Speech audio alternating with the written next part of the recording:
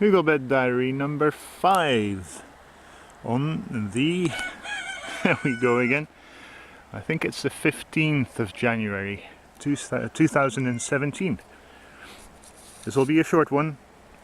Apologies for the noise, by the way. There's forestry machinery working on thinning out the woods behind our house. Just a short overview of what it looks like in winter now. And not just the Hugelbed, but a very quick idea of what else has gone on in this small part of the main house garden. There's a strawberry bed, which was a potato bed last year, roughly here in a curve, and those who have followed all the videos might remember that that was supposed to be a Hugelbed as well, and it didn't turn into one simply because I didn't have the time to do that. The one over there, right here, took a long time already. That was all I could manage in last spring and summer. So for now, beg your pardon, for now this will be strawberries, if it all works out. You can see a few fruit bushes that we planted. So this is just going to be a simple but diverse area for growing vegetables, fruit, and who knows what else. Then a few simple wooden raised beds that we used for potatoes last year. We'll see what we'll do with that this year.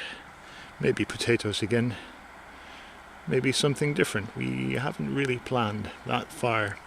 Onto the Hugelbed then. There it is.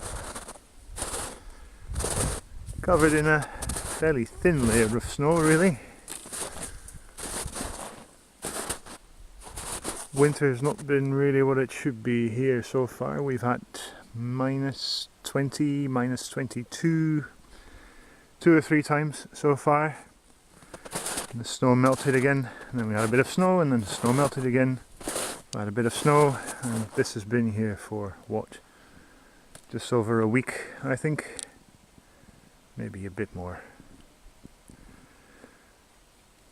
Yeah, climate's changing.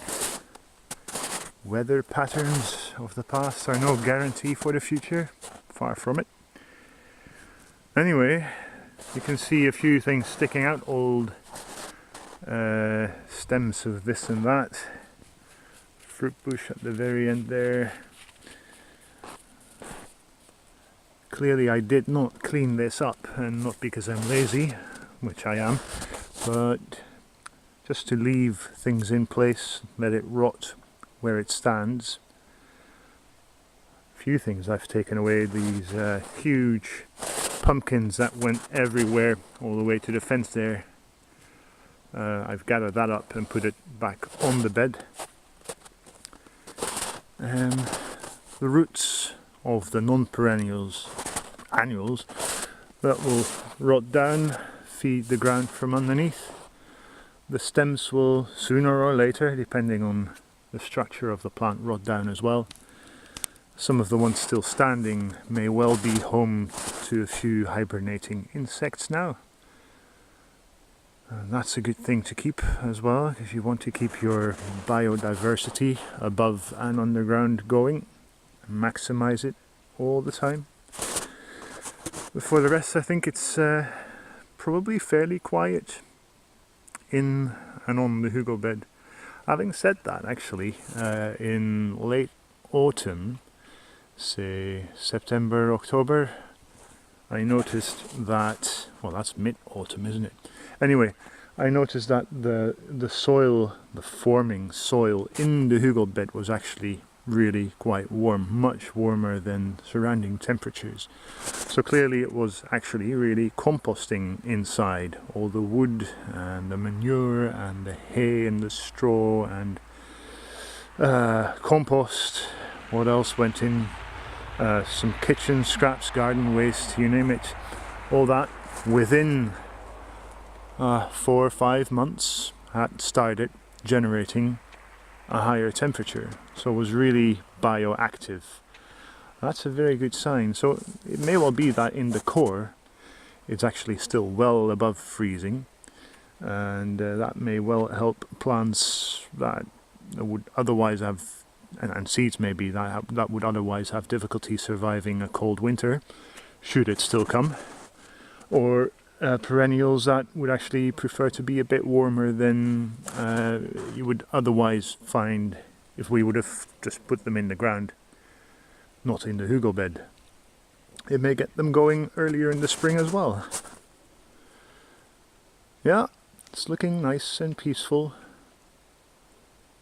Come spring, we'll see what happens. I bet there will be things sprouting, germinating, many, and there may be quite a few weeds or rather unwanted plants in there, plants that would take over and would not feed us or the rabbits or the chickens or much else, and we'd have to do quite a bit of weeding, maybe, but maybe so many lettuce plants and other plants that we had growing successfully here will germinate and outcompete the weeds. And it would be quite okay to have a few dandelions or other wild plants in here, quite fine actually, because they will fulfill a function. But we'll just have to see. One thing that will contribute probably to a bit of weeding being necessary is that we didn't manage, because of financial shortages, to make the area around the Hugelbed, so the flat part, to cover that with wood chips. That would have been very good to keep the grass down.